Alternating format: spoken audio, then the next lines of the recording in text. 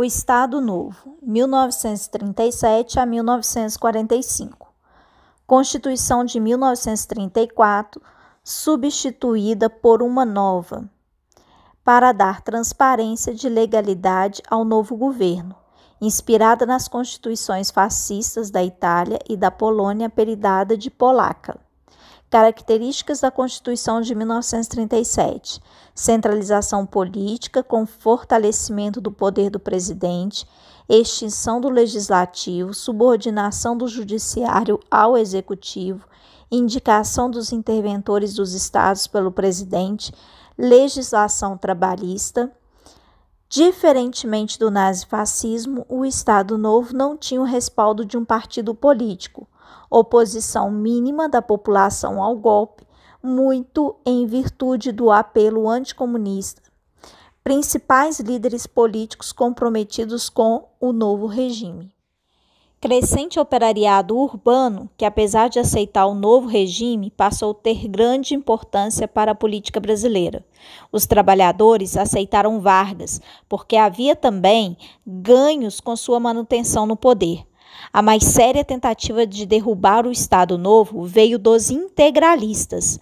Apoiaram o golpe de 1937, mas, mantidos à margem do governo, tentaram assaltar o Palácio da Guanabara e derrubar Vargas. Foi a intentona integralista. Com o fracasso, Plínio Salgado foi exilado e o movimento perdeu a força. O fortalecimento do poder do Estado veio com a criação do Departamento de Imprensa e Propaganda, o DIP, responsável por enaltecer os atos do governo e a figura do presidente, e promover a aproximação das camadas populares. A função do DIP, Departamento de Imprensa e Propaganda, era o controle dos meios de comunicação de massa, além de realizar violenta censura e promover eventos culturais que valorizassem a figura de Vargas. Principal meio de fortalecimento do poder do Estado também era a aproximação de Vargas com os trabalhadores urbanos. Essa prática é o chamado populismo. Satisfação das reivindicações populares por meio das leis trabalhistas. Ao mesmo tempo, ele desmobilizava essa camada popular devido aos sindicatos que eram atrelados ao Estado. Foram introduzidos o salário mínimo, a semana de trabalho de 44 horas, a justiça do trabalho, a consolidação das leis trabalhistas, que eram a CLT, a carteira profissional, as férias remuneradas. Mas Vargas também proibiu as greves e instituiu a pena de morte em casos de crime contra a ordem pública. Ou seja, ele, ao mesmo tempo, favorecia os trabalhadores com as leis, mas também tirava a autonomia desses trabalhadores através do controle do sindicato. O DIP foi criado em 1939 para intensificar a propaganda ao governo e também promover a censura aos meios de comunicação, como rádio, cinema, o teatro, a imprensa. Tudo deveria passar pelo DIP, tudo deveria ter a aprovação do DIP. Foi também instituída a Hora do Brasil, que era um programa de rádio que divulgava as realizações do governo. Logicamente, só ações positivas. Vamos ter também a produção de cartazes que apresentavam Getúlio como um salvador da pátria. No Ministério da Educação, nós vamos ter a disciplina de moral e cívica. Eram aulas de canto com repertório nacionalista, desfiles e paradas nas datas cívicas, livros didáticos que promoviam o culto à personalidade de Getúlio, com fotos de Getúlio e a exaltação de seu governo. Também nós vamos ter várias músicas populares feitas nesse período, como aquela chamada Salve 19 de Abril. Vamos agora para a participação do Brasil na Segunda Guerra Mundial. Na política externa, Vargas opta pela neutralidade, ele era imparcial, mas ele negociaria com quem lhe oferecesse maiores vantagens. Em junho de 1940, Vargas chegou a saudar o sucesso do Partido Nazista, mas ele se aproxima dos Estados Unidos e recebe um empréstimo de 20 milhões de dólares para a construção da usina siderúrgica de Volta Redonda. O governo brasileiro era agora favorável aos aliados. Um ataque ao navio brasileiro, supostamente realizado pelos alemães em 1942, fez com que o Brasil entrasse oficialmente no conflito mundial, ao lado dos aliados. Vamos agora para a crise do Estado Novo e a redemocratização do Brasil. Em 1945, com o fim da Segunda Guerra Mundial, houve um questionamento. Afinal, Getúlio Vargas combateu o fascismo e o nazismo, mas ao mesmo tempo mantinha no Brasil uma ditadura. Em 1943, nós vamos ter um manifesto chamado Manifesto dos Mineiros, que pediu o fim da ditadura e a redemocratização do país. Em 1945, Vargas, ele não vê outra solução a não ser a atender os pedidos com esses movimentos pela volta da democratização do Estado brasileiro. Então, ele toma algumas atitudes como regulamentar partidos. O próprio Partido Comunista, que tinha sido colocado na ilegalidade no Estado Novo, ele volta à legalidade. Além disso, Vargas marca novas eleições para o país. Bom, outros partidos também vão ser criados, como o PTB, que foi um partido criado para favorecer e apoiar o governo Vargas. Fazia parte do PTB os sindicatos que eram controlados por Vargas. E um outro partido, PSD, Partido Social Democrata, formado com o apoio de interventores dos estados. Foi organizado também um movimento queremista. Foi feito pelos aliados de Getúlio Vargas, com comícios nos quais repetia-se o lema "Queremos Getúlio". Teve adesão grande, até mesmo dos comunistas, comprometidos com o combate ao fascismo. Temendo uma guinada à esquerda por parte do presidente, o exército desencadeou um golpe e derrubou Getúlio Vargas em outubro de 1945, garantindo a realização de eleições sem sua participação. Encerrava-se assim o Estado Novo.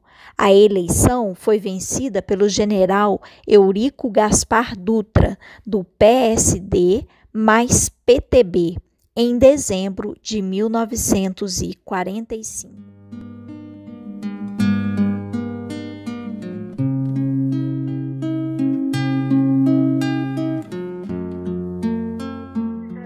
Ameaçam degenerar em guerra civil. É sinal de que o regime constitucional perdeu o seu valor prático, subsistindo apenas como abstração.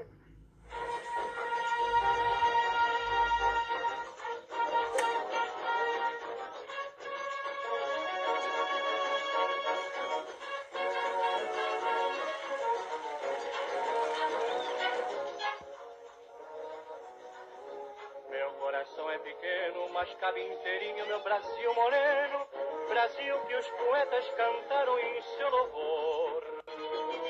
E eu, qual feliz seresteiro, lembrando brando cantar do altar jangadeiro, vencendo a fúria do mar, dia e noite a cantar, Brasil, meu Brasil de verde mar, gigante que desperta de um sono secular. Brasil, orgulho do brasileiro, tens no leme do teu barco um heróico timoneiro. Brasil, meu Brasil de Caxias, herói consagrado, patrão de meu povo. Brasil, meu Brasil tão querido, espelhas do mundo com um estado novo. Eu vou cantando feliz estes versos que fiz em teu louvor, que é uma mensagem sincera do teu trovador.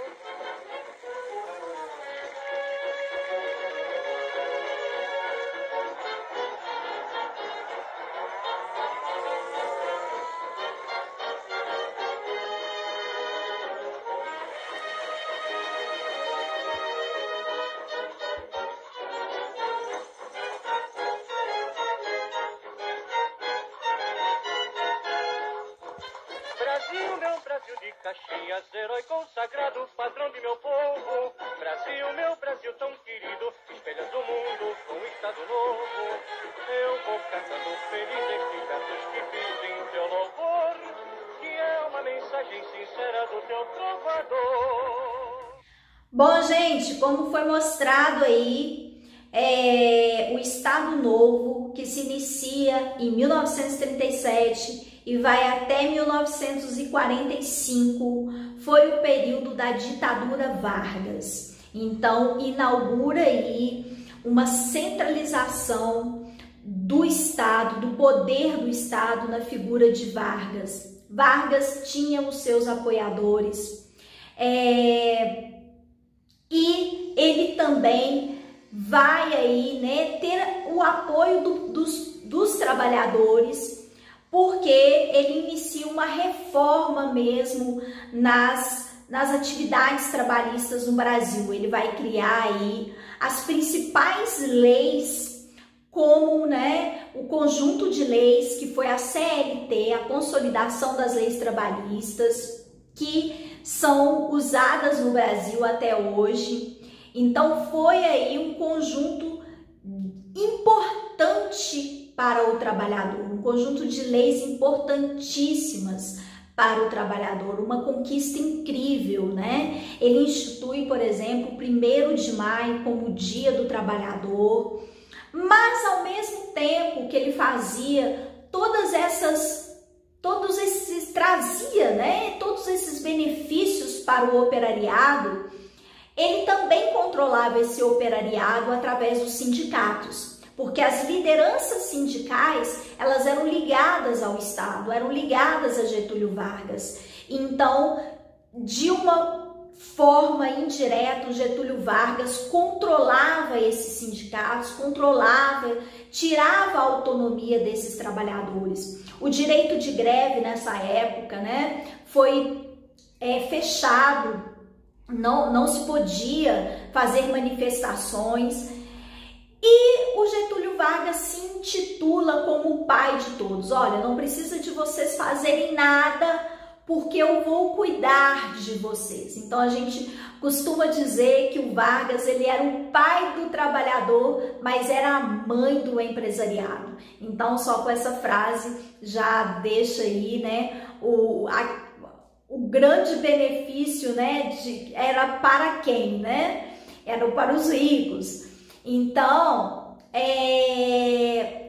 o Getúlio, né, ele governa dessa forma ditatorial, criando aí o DIP, como eu falei, que era o Departamento de Imprensa e Propaganda, que fazia um total controle sobre tudo aquilo que era exposto no rádio, que era o principal meio de comunicação dessa época.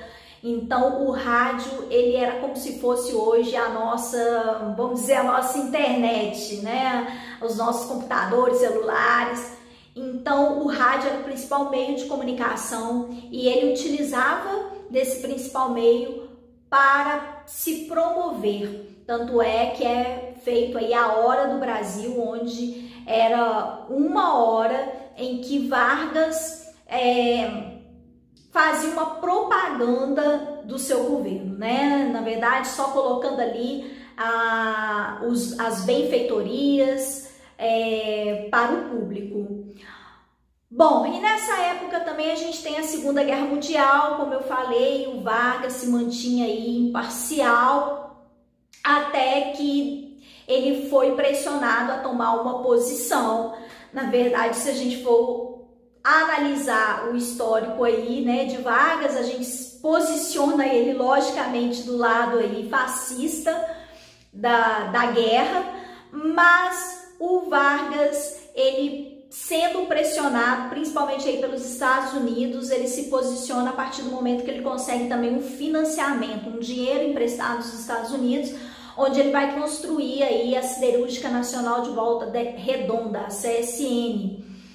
Bom, e ele emprega nesse período também um grande nacionalismo, né? Ou seja, nossas empresas, nossas riquezas. E quando acaba aí a Segunda Guerra Mundial, nós vamos ter um movimento contra o Getúlio. Afinal, ele luta, né? O Brasil luta, a FEB brasileira, né? Que era aí os chamados pracinhas, né? Os brasileiros que foram para a Segunda Guerra Mundial. Eles lutam contra o fascismo e o nazismo, mas viviam num país fascista, né? Numa ditadura. Então, nós vamos ter aí, depois do fim da guerra, depois do fim do fascismo na Europa, do nazismo, a gente tem um movimento contra a ditadura Vargas. E aí nós temos também um movimento em apoio ao Vargas, que foi o queremismo, queremos Getúlio.